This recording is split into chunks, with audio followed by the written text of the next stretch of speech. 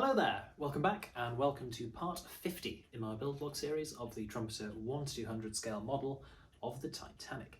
Today I am working on the stern section.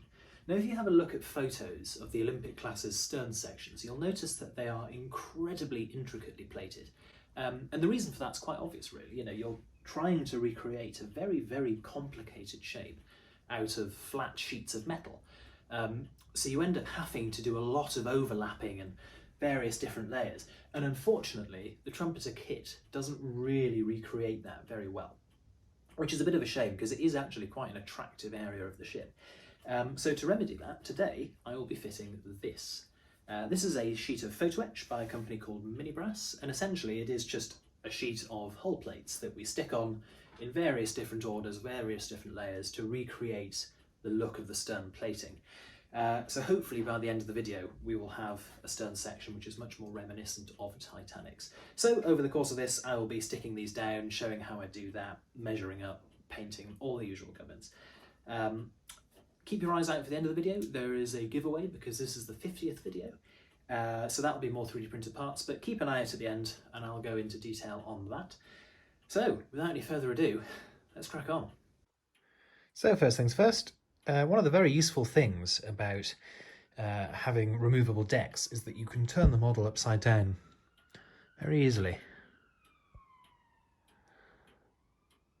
You can see the lack of detailing on this section, can't you? So the first thing to do obviously is just to read through the instructions, make sure you understand them properly, and to sort of work out your plan of attack, so to speak. What I'm doing here is I'm cutting out this scaled template. So this is a template at the right scale for the model, and I'm just going over it and cutting it out with a sharp craft knife blade. So you can see what I've done is I've stuck this template down just with some masking tape, and what I'm going to do is I'm just going to score through with my sharp craft knife, and that'll just give me a series of lines to work to. So here I am just scoring through. Sorry about my face getting in the way. It's worth having a sharp blade, and I wasn't putting a huge amount of pressure on here. All I'm doing is just giving myself some lines, just transferring the template through onto the actual plastic, really. So here we are, you see, we've got guide marks all the way down either side of the stern. Now these aren't gospel, and you can see that actually they're not the best lines in the world. But what they are is they're just a good guide, because this is the sort of thing that you've got to start somewhere, and a very small area, a very small error at the start will actually translate to a very large error at the end. So even if you're out by, say, I don't know, 1/10 of a millimetre here, that could very well translate to 3 or 4 millimetres down here. So anything you can do to sort of just give yourself a little bit of a help, give yourself a bit more guidance as you go about plating this section will be very useful. And of course these are stuck on there forever, they're not going to move. So if I get to a point where, say, I'm up to here and I see that my plates are really not lining up with these lines at all, I'll be able to recognise, I've made a mistake, I need to go back. So that's why they're on. So just before we go any further, I've used quite a lot of different sources to get this done as well as I can. So I've used photos of Titanic, photos of Olympic, obviously the instructions for the set itself, but I've also used a couple of different videos which are on YouTube, and I do want to give a shout out to the one which I found most helpful, which is from a channel called John Builds Iconic Models. Pretty much everything I do in this video is pretty much a less well executed version of what John's done in that one. It's a really good video, and he ends up with a fantastic result. So I'll pop a link down in the description to that video. Definitely worth checking out if you are doing this yourself, because he ends up with a very good result and explains the process particularly well. So there we are, first little bit done. That's 1, 2, 3, 4, 5 bits in place. And I haven't shown how I actually worked these yet, because I wanted a bit of time just to sort of get used to the plating system myself before I worried too much about filming. But from now on, hopefully, I'll be able to show you what I'm doing. Once again, thank you for John for his video on this. It's been an absolute lifesaver. But what I'm doing is I'm building this in sub-assemblies. So this was all built as one piece off the model and then stuck down. And I've done the same with this next layer on top, so you can see that this goes in, and it's quite reassuring because we get to a reference point here with this sort of beam line that goes around, and we can see that this does indeed connect properly and we get a good overlap. And there we are. And by using our hull lines, we can get this orientated exactly as we need. So my next thing will be to glue this down. So when I cut out, I'm using some really good sharp snips. We'll start over here. That's 1, 2, 3, 4. And then what I'm doing after that is with a diamond file, just coming along and cleaning up the edges. And that really is essential, because any little nubs or any bits that you don't want might mean that plates don't seat properly on each other and that sort of thing. So you want to make sure you get all of these little nubs and stuff off.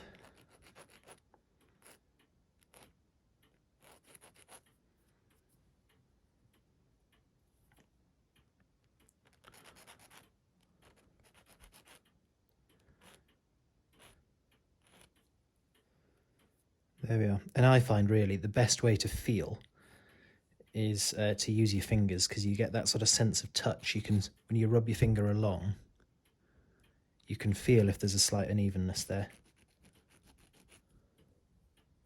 There we are.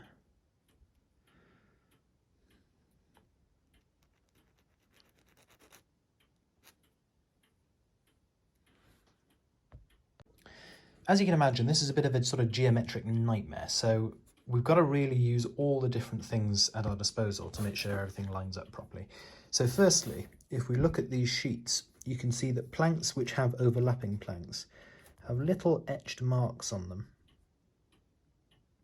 And these marks show the point at which the overlapping plank should stop. I'm saying plank, what I mean is plate. So again, here, for example, you can see that's where the plate should stop. Equally, trying to use as best as possible the score marks on the hull that we've done. And we're also using the instruction set, which shows what we should be looking at various different points. And I'm also looking at other people's builds, photos, from when they're sort of halfway through and so on. So all of these things together hopefully render a relatively good result. If you do get any overspill of glue, I'm using this. This is a fiberglass pencil, and it's just a sort of job to rub against the plates. And as you can see, it buffs the plates up quite nicely as well. Then you get a bit of dust that you just wipe off. But that is a good way to deal with any excess glue that you get. And in this sort of place, when you're manipulating plates and bending them, my preference is to use a bit more glue and have a little bit of overspill that we deal with later, rather than not using enough glue and ending up with a wonderful result that then disassembles itself as the glue starts to sort of struggle after a couple of days.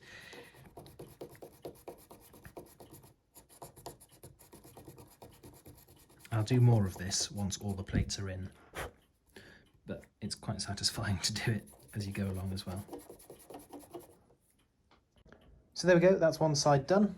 And what I've done is I've deliberately done one side off the camera, just so I've sort of got used to it myself, worked out how to do things. This is a new experience for me.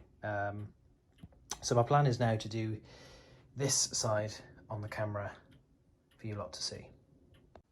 And now I'll do the other half for you to see. So first off, the instructions. There's 2 sheets of instructions that are pertinent to the build. There's this first sheet, and this just shows you the sort of the coding for each plate, which refers to this sheet, and that just shows you where each plate goes. Quite simple. And then there's this second sheet, which each plate is numbered, and they're numbered in the order at which you fit them, because of course these plates overlap. if you don't do them in the right order, you'll come a cropper and you'll find that you should have put one underneath another and you can't now do it because it's glued down. So this is very useful, and used in tandem, these two sheets help us do the plating very easily. So what I'm going to do is I'll show you how to do one or two or three, maybe a sort of sub-assembly of plates, and then I'll do the rest on time-lapse. So the first bit we're going to do is plate 23, which is D1. So I'm cutting this out with a really good pair of snips. This is reasonably thick brass, you see, so we can't use a craft knife as I might normally for photo etch. Once we've got the part cut out, I'll use a diamond file just to smooth out any nubs.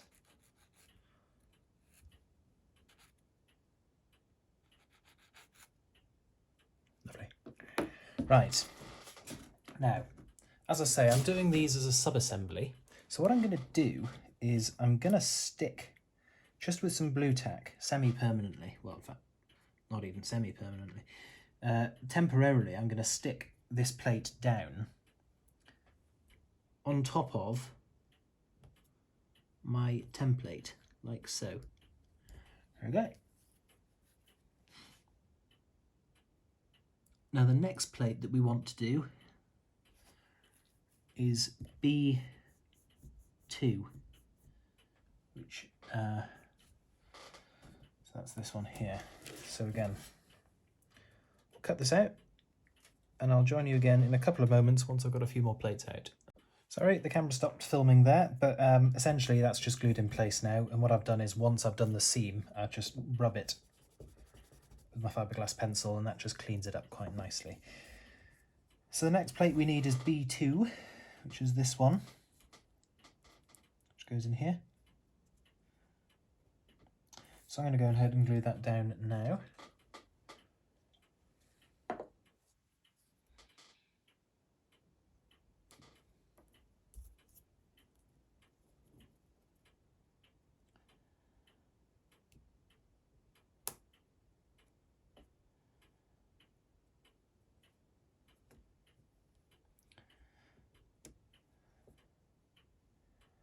Now remember, these aren't bonds that need to hold forever, because at some point all of the underside of the plate will be glued down onto the hull. These are just sort of interim connections, so to speak. So the next plate that we need is 25, which is this one here, and that equates to E2, which is over here, so we'll chop that out. This is the last one I'll do live, and I'll do the rest on time-lapse. So as always, first things first, make sure that we've got all these nubs smoothed down.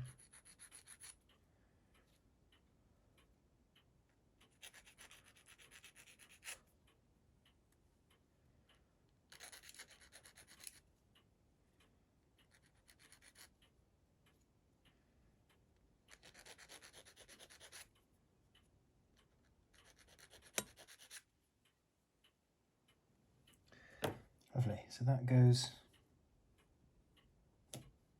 over the top like that, and over here.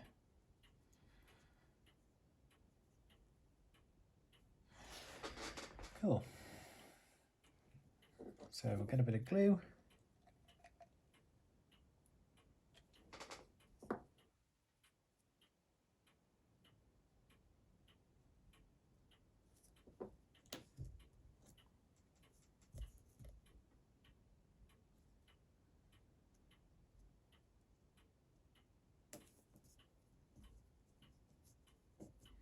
There we are.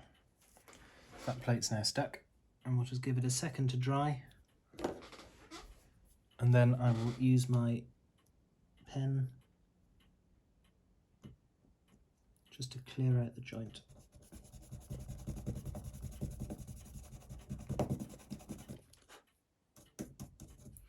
There we are. What I'll do is I'll take this back over to the model now. So as we can see, that assembly is now in place. That's this one here.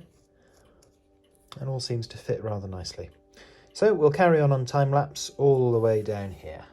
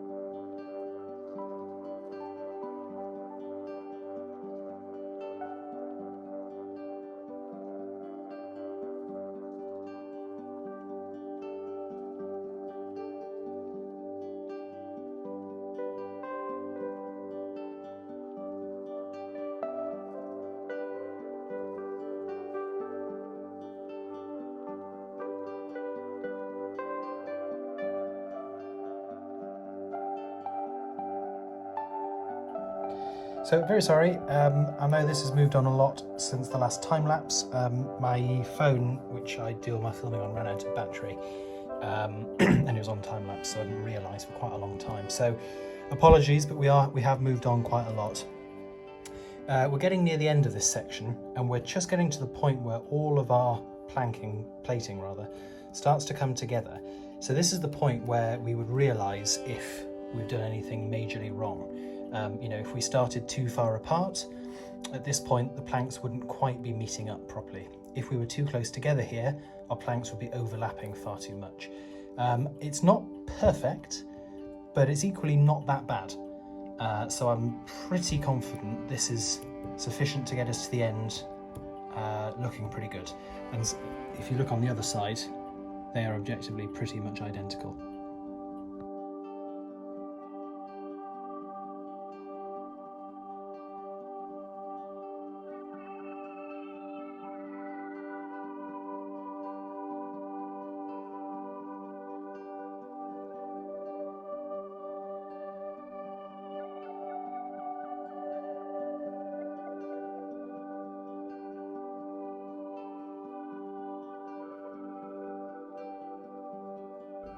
So we're now at a point where I need to drill some holes. I haven't drilled holes with these smaller portholes because I don't really want light coming out of them anyway. But with these larger portholes that we're getting now, I would quite like some holes. So I would like light coming out of them. So what I'm going to do is I'm going to mark, if I can get the plate in place temporarily, I'm just sort of going to scribe through.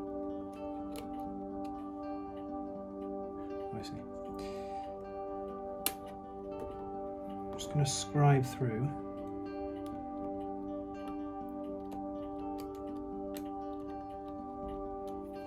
And what I'll do is I'll drill out an oversized hole here, one that's significantly larger than these holes. It doesn't matter because the brass will stop any light coming out from behind it anyway.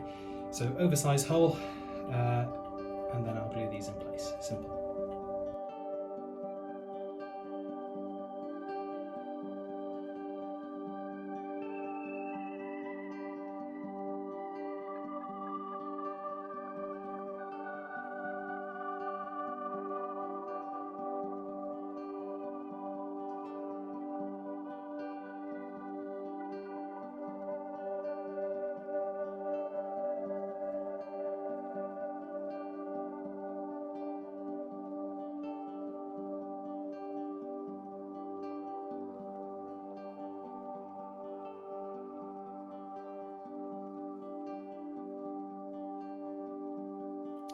So here we are at the end. We've finished all this part. I still need to do the higher up section.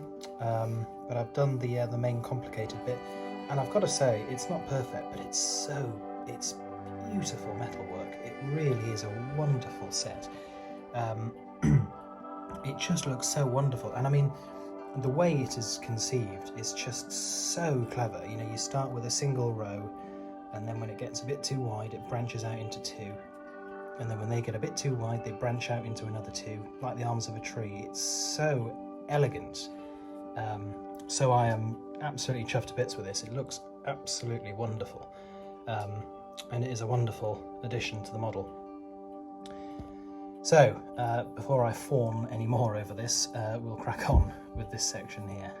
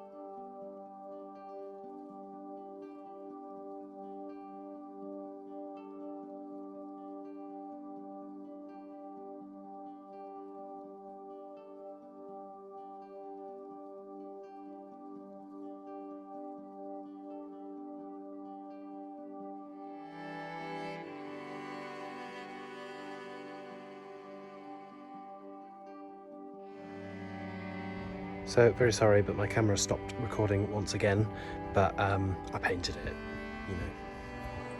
Not very complex, just painted it. So now we need to do the shear line stripe. So here we are, you see I've masked to expose the shear line stripe. Not the easiest thing in the world to mask, because of course your plates provide bits where the masking tape will lift a bit. What I'm going to do is a technique a few people have suggested to me, which is go over first with black, and hopefully that seals the masking tape, and so any overspill is stopped, or rather any overspill in the black is the same colour as what's underneath the tape, and then I can go over in yellow and it should give me a perfect line. So we'll see how that goes. So once you've seen it once, you've seen it 100 times. This is me just airbrushing the shear line stripe, which will give us an interesting comparison to the painted one by hand that I did before. Nothing very complex here.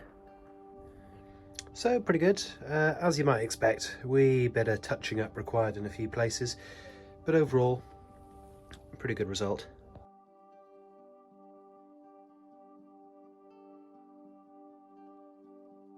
And what I'm doing here is I'm just going over all of the letters Titanic Liverpool in the same shear line stripe colour, and then wiping off any excess with a turpentine rag.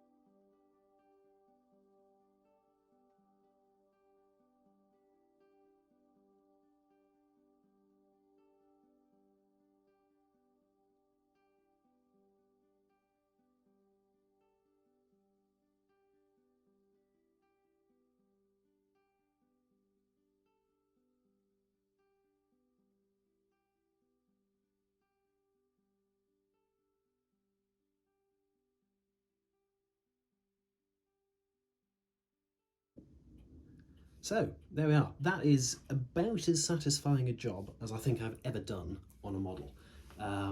Looks really nice. It's by no means finished. You'll remember that when I originally did the painting on the hull, I weathered the black section. And so the matte black that I painted onto the hull plating recently just looks a little bit too pure, really. It's a little bit too matte black, and it needs a slightly sort of toning down with some blue and a bit of white as well, just to sort of bleach it a bit more, make it look a bit more like painted steel. So it's by no means finished, but I'm very happy with where we've got to, and this seems like an appropriate point to end the video. It's by no means perfect. This is a branch of modelling that I've done very little of, and for those who do it more regularly than me, I'm sure you'll have plenty of comments, suggestions on how I can improve, because I certainly can improve on this. This is by no means the best example of how to do the stern plating out there on YouTube, and as I say, John's video on this was incredibly helpful to me, so I'll pop a link to that in the description below if you want to see how to do it properly. Check out his video, because as I say, he does it a lot better than I do. But nonetheless, I'm very happy with this. It's not perfect, but it looks really good, and it adds to an area of the model that the Trumpeter kit was really a bit disappointing in, really. So that's really good. Bits to touch up on, but for now I'm just going to sit back and admire it.